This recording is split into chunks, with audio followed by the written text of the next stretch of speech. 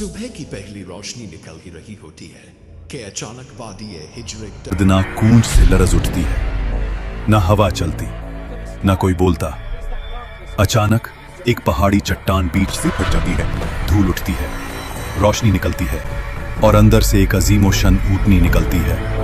लोग कांप कर पीछे हट जाते हैं। किसी ने धीमी आवाज में कहा, ये साले अलैहिस्सलाम का मौजिज़ा है। कौम आज जब अपने गुरूर और जुल्म की वजह से हलाक हुई तो उनके दरमियान चंद मोमिन लोग जिन्होंने हजरत हूद अलैहिस्सलाम की बात मानी, अल्लाह ने उन्हें बचा लिया। अजाब के बाद हवा बिल्कुल खामोश थी। वादियों में सिर्फ टूटे हुए घर और हवा में अजाब का धुआं। बचे हुए लोग एक दूसरे को देखते हुए कहते, शुक्र है कि हमने हुद अलैहिस्सलाम की बात मानी। अगर अल्लाह हमें पनाह न देता हम भी तबाह हो जाते। ये मोमिन लोग वादी आद छोड़कर दूसरी जमीन की तरफ रवाना हुए। सफर लंबा, मुश्किल और दर्दनाक था, मगर उनकी नस्ल को नई जमीन की तलाश थी, पानी, खुशहाली और अमन के लिए। काफिले नज़द और हिजाज के पहाड़ी रास्तों से गुजरते गए।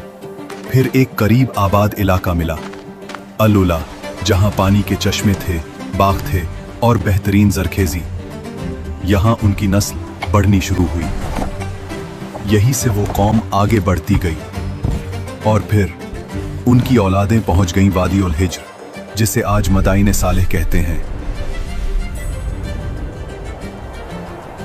यही कौम समूद का आगाज था। समूद की नस्ल एक अजीम नस्ल बनी। अल्लाह ने इन्हें बदन की ताकत, जहानत, फननी हुनर, चट्टानों को तराशने का कमाल और रहने के लिए कुदरती इलाका सब कुछ दिया था। ये लोग पहाड़ियों के अंदर पूरी शहर तराश लेते। ऐसी इमारतें की दीवारें सीधी, सुतून बुलंद और नक्शो निगार देखकर आज भी इंसान हैरान रह जाए।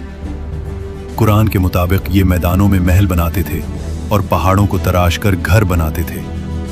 उनकी आबादियों में शहनशाही निजाम था।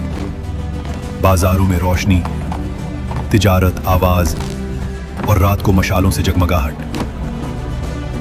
वादियों में बागात थे, खजूरों की मीठी खुशबू, सरसब्ज जमीन।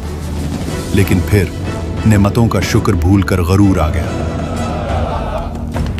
हमने अपनी ताकत और जहानत से ये सब बनाया है। जब ताकत ने गुमराह कर दिया तो उनका दिल सख्त हो गया। पहाड़ों में तराशे हुए बुतों को माबूद बना लिया। अल्लाह को भूलकर कुदरती ताकतों को पुकारने लगे, अये खुदा, हमें अजीम ताकत दे। अपनी ताकत, दौलत और पहाड़ तराशने की सलाहियत पर इतना गुरूर कहते, हमसे बड़ा कौन इस दुनिया में। कमजोर लोगों पर जब्र, उनका हक छीना और सरदारों की मर्जी को ही कानून समझना। ये सब कुछ यूं था जैसे कोई इंसान अल्लाह के कानून को छोड़कर अपनी मर्जी का कानून बना ले और फिर खुद को उस पर हमेशा के लिए इस्तिस्ना करार दे दे। ये सब कुछ देखा देखा सा लग रहा है। कौम समूद में फसाद, बेहुदगी और गुनाह आम था। उनका जुमला मशहूर था, हम पहाड़ तरश कर घर बना लेते हैं, हमारे सामने कौन टिक पाएगा। वो नेमतों को अपनी ताकत समझने लगे। ये भूल गए कि अल्लाह ही देता है, अल्लाह ही छीन लेता है। इसी वादी में एक मुअज्जिज खानदान उबैद बिन मस के घर एक नूरानी बच्चा पैदा हुआ, सालेह अलैहिस्सलाम। बचपन से ही नरमी, हिकमत, नूर, सोच की गहराई, हक की तरफ दिल का मैल, सब कुछ उनमें नुमाया था।